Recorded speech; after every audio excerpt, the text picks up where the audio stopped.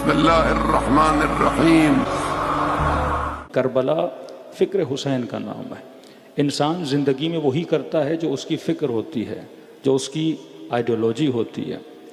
کبھی کبھی کوئی انسان ایک ہدف بناتا ہے پر پتہ کیسے چلے وہ اپنے اہداف تک پہنچا کہ نہیں، محنت کی، زحمت کی، سب کچھ کیا، لیکن بھائی نتیجہ بھی ملا کہ نہیں۔ مثال دے رہا ہوں، کوئی انسان کوئی پلازا بنانا چاہے، کروڑوں روپے یہ لوگ لگا دیں ایک پروجیکٹ کو رن کرنے کے لیے، ایک پلازا کھڑا کرنا ہے، لیکن پلازا بنتے بنتے اپنے آخری مراحل میں اس کی کنسٹرکشن رک جائے، پیسے کی کمی ہو، کچھ بھی ہو، یہ اپنے ہدف کو پورا نہ کر سکے۔ اب جو لوگ اس پلازا بنانے میں مشغول تھے وہ تو اپنا فائدہ لے گئے، مطلب ایک مزدور جو آ کے کام کر رہا تھا اس کا ہدف تو پورا ہو گیا، اس کو سیلری مل گئی۔ سیمنٹ کی فیکٹری جو سیمنٹ بیچ رہی تھی اس کا ہدف تو پورا ہوا کیونکہ اس کا مال بک گیا۔ وہ چوکیدار، بعض ایسی فیکٹریز ہیں، آپ کی اسٹیل مل آف پاکستان دیکھیں، آج تک لوگ فائدہ لے رہے ہیں، لیکن اسٹیل مل تو تباہ ہو گئی۔ اس مل کو بنانے کا جو ہدف تھا وہ پورا نہیں ہوا، لیکن ابھی تک جو لوگ اس کے ساتھ جڑے ہیں، کوئی چوکیدار ہے، وہ ابھی تک سیلری لے رہا ہے۔ کئی ایسے کارخانے ہوتے ہیں، بنانے والا چاہتا تھا کارخانہ کامیاب جائے پر بیچ میں وہ کارخانے کامیاب نہیں کر پاتا، لیکن جو وہاں پہ چوکیدار ہے اس کو تو فائدہ مل رہا ہوتا ہے، وہ تو اور خوش ہوتا ہے، کارخانہ بند ہے، اس کے بچے اس پورے خالی کارخانے میں کھیل رہے ہوتے ہیں، وہ جگہ جگہ اس نے اپنا سامان رکھا ہوتا ہے، اس کو تو سیلری مل رہی ہے۔ اب سسٹم امام حسین سے لوگ فائدہ تو لے رہے ہیں، ہر کسی کا کام ہو رہا ہے، لیکن ہدف امام حسین بھی پورا ہو رہا ہے کہ نہیں؟ ایک ذاکر اپنا فائدہ لے رہا ہے، ایک مولوی اپنا فائدہ لے رہا ہے، ایک نوح خان اپنا فائدہ لے رہا ہے، ہر بندہ یہاں سے اس سسٹم سے فائدہ لے رہا ہے۔ قافلے والے اپنا فائدہ لے رہے ہیں، ہاں، لوگوں کو زیارت پہ لے جاتے ہیں، وہ اپنے گھر چلاتے ہیں، بحث حلال و حرام کی نہیں ہے۔ وہ مزدور جو آ کے محنت کرتا ہے وہ اپنی سیلری لیتا ہے، وہ چوکیدار جو اس کارخانے کی چوکیداری کر رہا ہے وہ بھی اپنی سیلری لے رہا ہے، اپنی تنخواہ لے رہا ہے، لیکن سوال ہے کہ وہ جس مقصد کے لیے کارخانہ بنا تھا وہ مقصد پورا ہوا کہ نہیں؟ جس مقصد کے لیے امام حسین نے اتنی بڑی قربانی دی تھی وہ مقصد پورا ہوا کہ نہیں؟ جس مقصد کے لیے اہل بیت علیہ الصلوۃ والسلام کو اسیر بنایا گیا، اس امام حسین کے نظام سے ہر بندہ فائدہ لے رہا ہے۔ اب سوال ہے فائدہ تو لے رہے ہو لیکن ایسا نہ ہو کارخانے کے دشمن بن جاؤ۔ فائدہ تو لے رہے ہو لیکن ایسا نہ ہو کہ اس سسٹم سے فائدہ بھی لو لیکن تم اس سسٹم کے اہداف کو پورا نہ کرو، کہ پیٹرول پمپ بنتا ہے، اس کی ٹینکی میں پیٹرول آتا ہے تاکہ گاڑیوں میں پیٹرول بھرا جائے، پھر پیسے کچھ ملیں، لیکن وہیں پہ کام کرنے والا پیٹرول کو بیچے، پیسے کمپنی کو نہ جائیں اور اپنے جیب بھرتا رہے۔ پیٹرول تو چلتا رہے گا لیکن نقصان کس کو ہے؟ جس کا پیٹرول پمپ ہے۔ یہ امام حسین کا نظام، یہ کارخانہ ابا عبداللہ الحسین، جس سے آج ہر بندہ فائدہ لے رہا ہے۔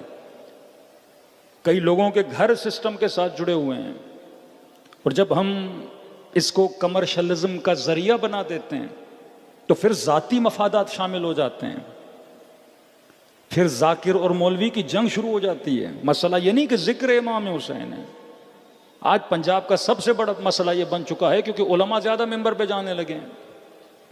تو پہلے اگر 10 مجلسیں تھیں، 10 ذاکر تھے، اب یہ 10 پڑھانے والے اگر 3 مولوی 4 مولوی اس میں ایڈ کر دیں گے تو 3-4 ذاکروں کی تو چھٹی ہو گئی۔ کمرشلزم کا مسئلہ کہ آپ مجھے پنجاب میں پڑھاؤ، میں آپ کو کراچی میں پڑھاؤں گا۔ باقاعدہ ڈیلز کی جاتی ہیں کہ ہم آپ کو کراچی کے اندر لائیں گے، آپ ہمیں پنجاب کے اندر لا دیں۔ اس دن میں نے 10 عین آپ کی خدمت میں رکھے، کسی نے کہا مولانا ذرا ان کو ریپیٹ کر دیجئے گا۔ عین عقل مجلس امام حسین عقل بڑھاتی، عین علم مجلس امام حسین ہمیں علم دیتی، عین عقیدہ مجلس امام حسین ہمارے عقیدوں کو مضبوط کرتی، عین عمل مجلس امام حسین میں آنے سے انسان کا عمل مضبوط ہوتا، عین عرفان مجلس ابا عبداللہ الحسین میں آنے سے انسان کی بصیرت، انسان کی معرفت بڑھتی ہے۔ کہ رہبر معظم نے نوح خانوں کو سب کو کہا کہ اپنے نوحوں میں معرفت والے شعر پڑھا کرو تاکہ لوگ گریا بھی کریں، معرفت بھی بڑھے۔ آج آپ کے نوح خانوں کو ہائی جیک کر کے وہ چہرے جو مکتب اہل بیت میں نیگیٹو فیسز ہیں، جو قابل تعریف چہرے نہیں ہیں، یہ نوح خانوں کو ہائی جیک کر کے ان کے نوحوں میں ان ہو جاتے ہیں تاکہ ان کی پبلسٹی ہو جائے۔ یہ اسٹیج اپنی ذات کی پبلسٹی کے لیے نہیں ہے، بلکہ پیغام ابا عبداللہ الحسین کی پبلسٹی کے لیے. عین علم، عین عمل، عین عرفان، عین عزت. فرش ازا ہمیں سکھاتا ہے کہ ہم نے عزت دار کیسے بننا ہے. فرمایا ذلت کی زندگی سے عزت کی موت بہتر ہے. حیات من الذل امام حسین کا نعرہ ہے. فرمایا شیعہ کبھی بھی اپنی عزت پہ کمپرومائز نہیں کرتا. عین عدو، عدو ستیزی. یہ پہچانو، دشمن شناس بنو کہ تمہارا دشمن کون ہے، کون تجھے مقام و پیغام ابا عبداللہ الحسین سے دور کر رہا ہے. 8واں عین، عین عواطف. یہاں پہ آ کے تمہارے ایموشنز کو صحیح پٹڑی پہ ڈالا جاتا ہے کہ تم نے اپنے ایموشنز کو کہاں استعمال کرنا ہے. جہاں فضول جگہ پہ اپنے ایموشنز، اپنی انرجیز کو استعمال نہ کیا کرو. غلط جگہ پہ اپنی محبتوں کو ضائع نہ کیا کرو. غلط جگہ پہ اپنی انرجی کو نہ لگایا کرو. زندگی گزر جائے گی، پھر بڑھاپے میں کہو گے یا لیت الشباب متی یعود، اے جوانی پھر کب کے پلٹ کے آؤ گی. اس کائنات میں کوئی چیز پلٹ کے نہیں آتی. ایموشنز. قاسم کلمہ صاحب پڑھے جناب قاسم کے. قاسم جان قربان کرنا چاہتے ہو؟ ہاں چچا. فرم بتا موت تیرے لیے کیسی ہے؟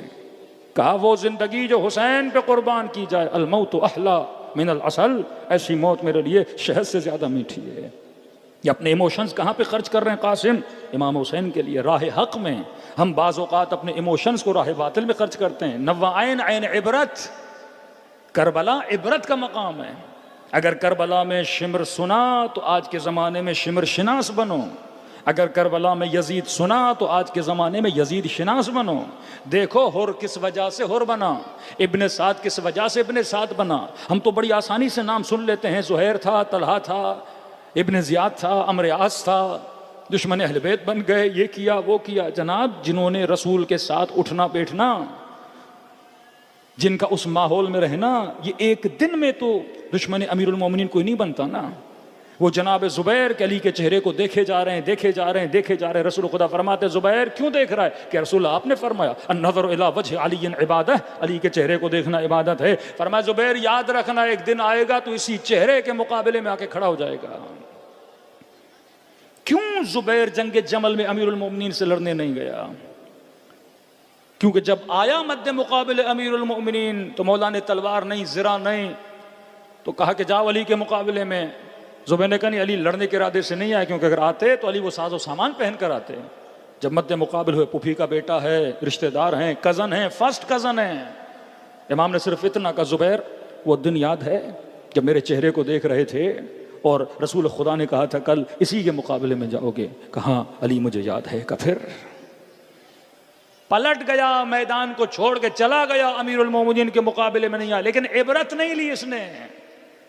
اگر حق کو پہچانا ہے تو یہ نہیں کہ آپ باطل کو چھوڑ دو اور حق کو بھی چھوڑ دو. حق شناس بنے تو باطل کو چھوڑا ہے، حق کی راہ میں آ جاؤ. تشخیص دے دی، اب اس راستے پہ آنے کی ہمت بھی رکھو. 9 عین عبرت، 10 عین عدالت. کربلا کا مطلب ہے کہ انسان عدالت شناس بنے. کیا میرے گھر میں عدالت ہے؟ کیا بچوں میں عدالت ہے؟ کیا میاں بیوی کے رشتے میں عدالت ہے؟ کیا مومن کا خیال کرتے اس میں عدالت ہے؟ کیا ہمارے قافلوں میں عدالت ہے؟ کیا ہم واقعاً کلام اہل بیت جو پڑھتے ہیں حق اہل بیت کو ادا کر پاتے ہیں؟ کیا ہم اپنے وقت کو صحیح طریقے سے تقسیم کرتے ہیں؟ اللہ قرآن میں کہتا ہے میں نے تمہیں اسی لیے پیدا کیا تاکہ اس کائنات میں عدل و انصاف کو قائم کرو، تاکہ اپنے بیچ میں جو ظلم کرتے ہو ظلم سے بچو. فرمایا 9 چوکیاں ہیں پل صراط کی، ہر چوکی سے شاید پار ہو جاؤ. حقوق العباد کی چوکی، فرمایا اس میں کوئی تمہاری مدد کرنے نہیں آئے گا جب تک دنیا میں اپنی اصلاح تم خود نہیں کرتے. تو آج کے زمانے میں سب سے زیادہ ضروری ہے انسان اپنی اصلاح کرے. پھر ہم نے عرض کیا اصلاح ہے بندہ اور خدا، اپنے درمیان اور اللہ کے رشتے کو صحیح کرو. معصوم کا حکم ہے، فرماتے ہیں کہ من اصلح بینہ وبین اللہ، جو اپنے درمیان اور خدا کے درمیان اپنے تعلق کو صحیح کرتا ہے، خدا اس کا رشتہ اپنے بندوں کے ساتھ صحیح کر دیتا ہے.